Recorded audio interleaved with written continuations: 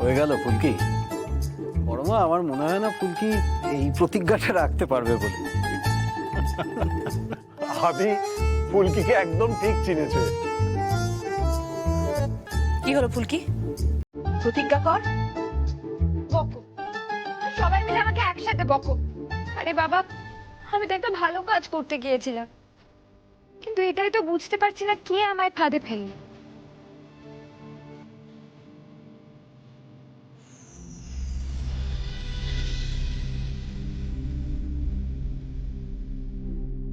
ঠাকুর, তোমার কৃপাতে আমি মুক্তি পেয়েছি। ওই খুনে বক্সারদের হাত থেকে বেঁচে ফিরেছি, জানি আমি সেটা। কিন্তু ঠাকুর, আমার মনটা তো শান্ত হচ্ছে না। যতক্ষণ না জানবো কোন অদৃশ্য শত্রু আমাদের মারতে চাইলো, ততক্ষণ তো মনটা শান্ত হবে না ঠাকুর। আচ্ছা, তুমি তুমি একখানা কোনো ইশারা দাও না, যাতে বুঝতে পারি কে আমাদের শত্রু। সে কি বেশি আমাদের মধ্যে আছে, নাকি বাইরের কেউ?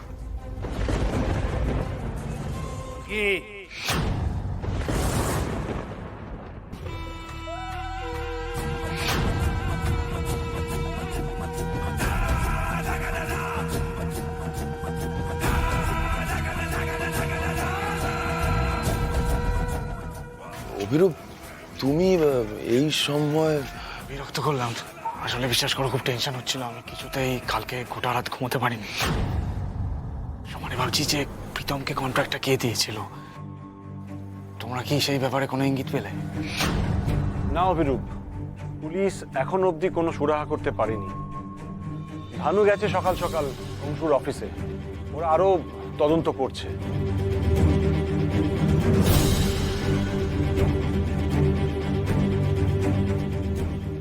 এটা কি হলো ঠাকুর? আমি যখন অদৃশ্য শত্রু কে সেটা জানার জন্য তোমার কাছে প্রার্থনা করছিলাম, ঠিক তখনই অভিরূপদা কি করে এসে ঢুকলো মন্দিরে? এই কি তোমার ইশারা, নাকি নাকি আমার মনের ভুল?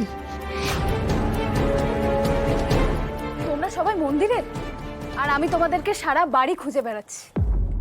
তোমাদের সবাইকে আমার একটা কথা বলার আছে। পুলিশ ফুলকির ওপর থেকে সব চার্জ তুলে নিয়েছে।